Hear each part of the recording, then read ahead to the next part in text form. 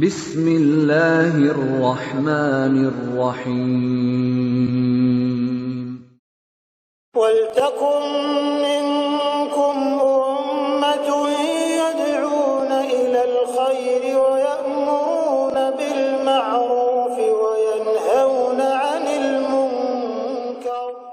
السلام عليكم ورحمة الله وبركاته. الحمد لله رب العالمين والذي خلق الإنسان في أحسن تقويم. Segala puji bagi Allah yang telah menciptakan kita sebagai makhluk yang paling mulia dan menciptakan kita sebagai ciptaan yang paling terbaik. Bersyukurlah kita hadir di muka bumi Allah ini dan segala fasilitas yang Allah berikan. Allah menyiapkan bumi lengkap dengan fasilitasnya untuk kita kelola. Alhamdulillah, menjadikan manusia satu sama lain saling membutuhkan. Tidak ada di antara kita yang lengkap dan sempurna bisa memenuhi kebutuhan langsung sehebat apapun kita. Dan karena itu kita memiliki sikap ketergantungan dengan orang lain dalam hal pemenuhan kebutuhan hidup kita. Maka Islam itu mengatur sebuah ibadah tertentu yang sifatnya kita berinteraksi dengan orang selama tidak ada merugikan bagi orang lain. Itulah yang disebut dengan muamalat. Dan perkara ini tentu yang paling banyak jemaah sekalian, interaksi kita dengan orang.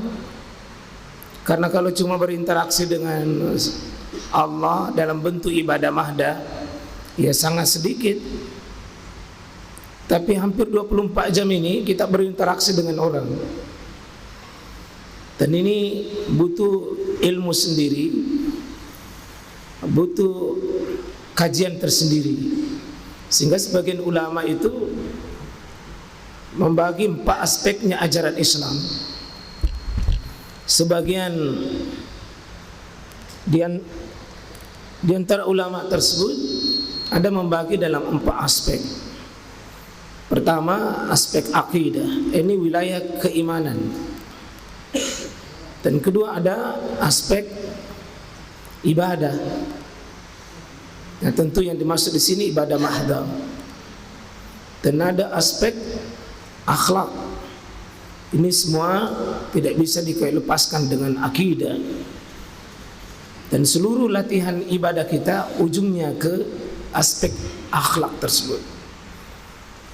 Ada hal yang paling panjang kita lakukan sepanjang hidup kita dan tidak ada yang bisa lepas ini, yakni tentang bermuamalat dengan orang, terhadap suami istri, sahabat, tetangga, kolega kita, bawahan kita, atasan kita, ya, jual beli, kontrak, ya, dan sehari-hari pemenuhan kebutuhan kita tidak bisa lepas dengan aspek berinteraksi dengan orang dalam bentuk muamalat.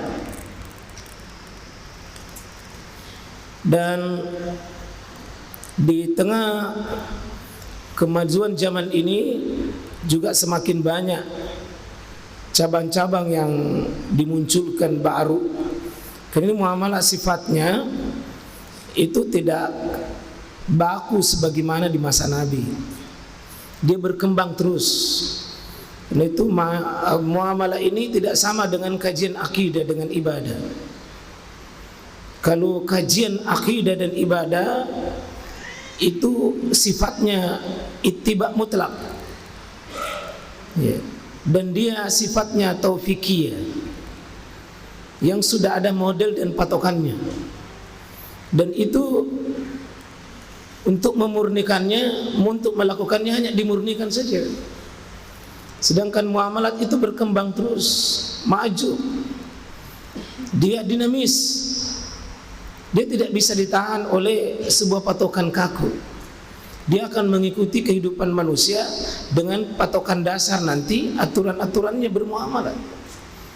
Tapi polanya interaksi manusia tentu di masa Nabi dengan kini beda dalam banyak hal. Ya, antara yang akan kita bahas ini macam-macam nanti undian dan pembagian undian dan hukum yang berkaitan itu semakin banyak. Ya. Di ini tentu di zaman sekarang ini semakin banyak model-model undian gaya baru yang baik diundi secara langsung maupun tidak langsung, tapi sebenarnya undian juga. Ya. Ya. Ini dulu ya. Saya kira di antara kita ini pernah semua ikut undian atau pernah mengundi. Kalau santri pernah ikut undian? Ya. Pernah main bola baru diundi pemenangnya? Pernah. Main bola, misalnya main bola itu kan pertamanya ada putaran waktunya, 1 kali berapa menit itu? 45, 2 kali 45 menit, tambah perpanjangan 15 menit. Kemudian si tendangan apa namanya itu? Tendangan penalti. Tendangan penalti masih sama, ujungnya apa? Di pasti tembakan, sudah pasti tembakan, diundi tuh. Apa hukum undian yang begini? Undian yang begini boleh atau tidak? Boleh? Boleh. Tunggu dulu, boleh atau tidak? Hah? Tanya kita sebentar dalilnya.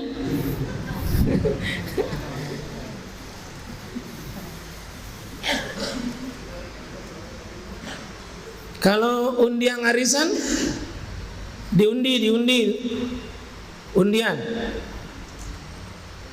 diundi, digocang tuh, gocang begini boleh tidak?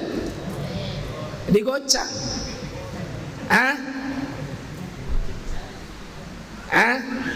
tidak ada yang dirugikan.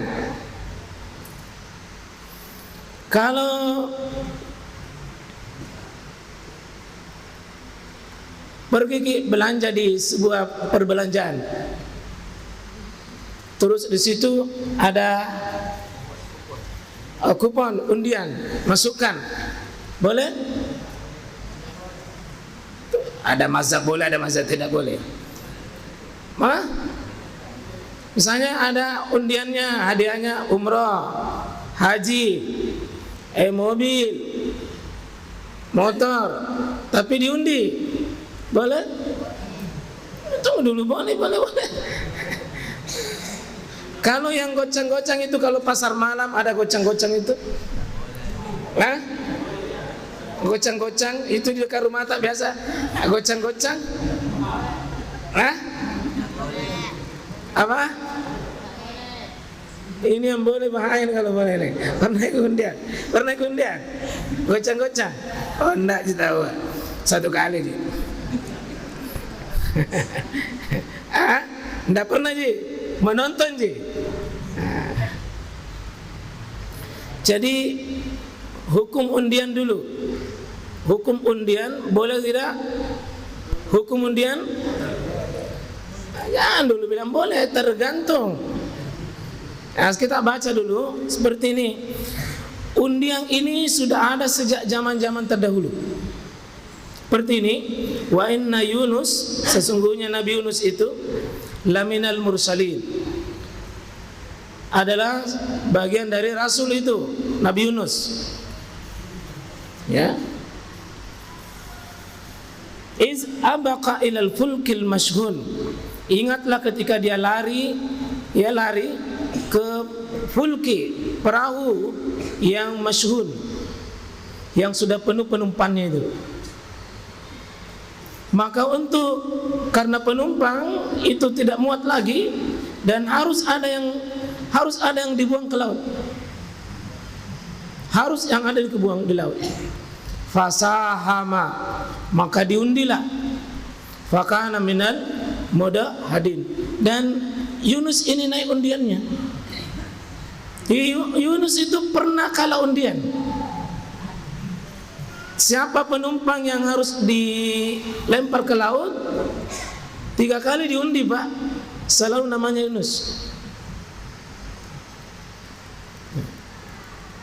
Jadi sudah Nabi ini, dan diabadikan oleh Quran, itu artinya undian itu direstui karena Nabi Yunus ikut undian. Seandainya tidak boleh, pasti tidak boleh. Semua bentuk undian.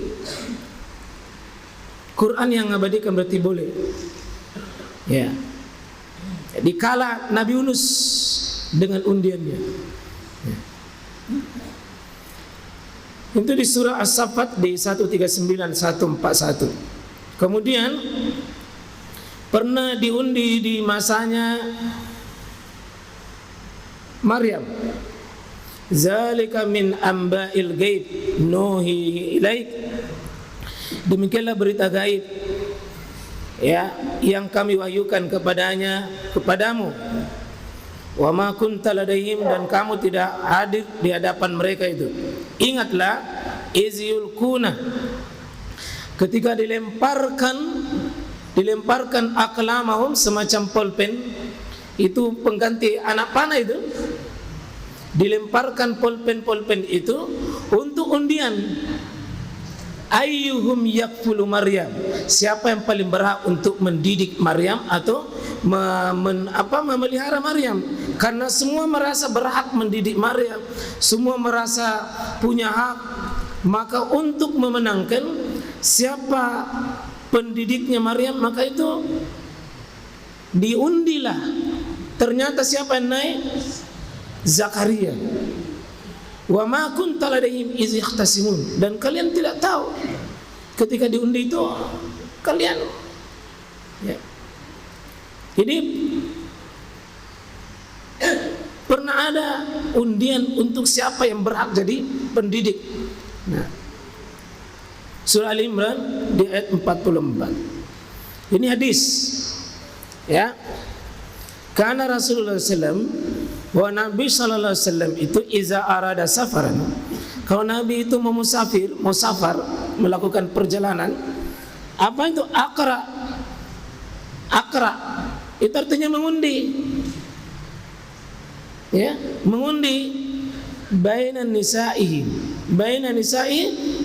di antara istri-istrinya, ya.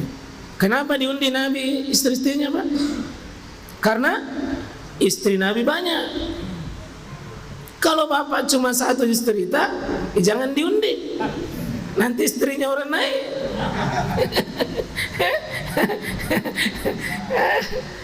Diundi karena istri Nabi banyak.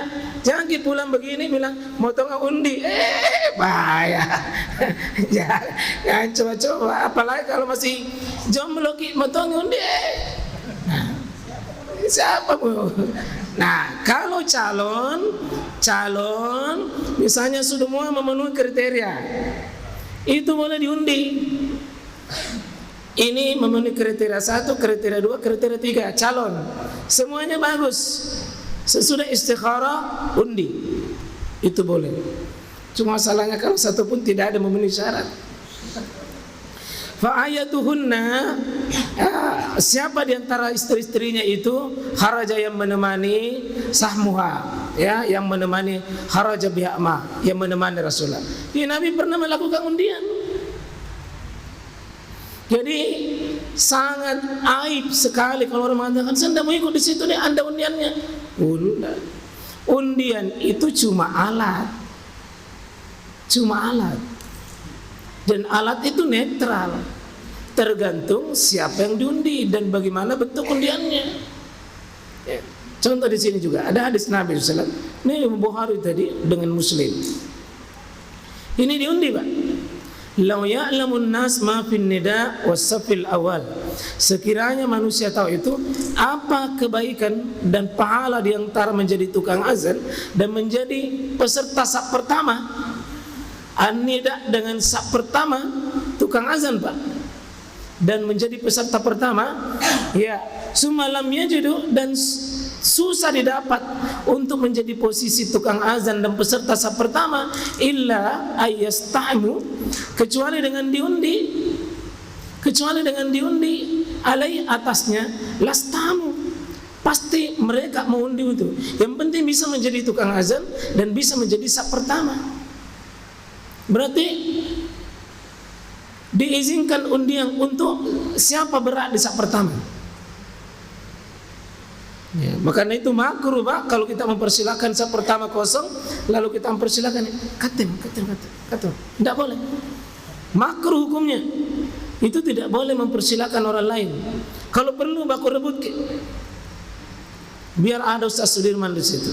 Lomba itu. Iya, saling baku lomba Cuma jangan tongki lulu iya.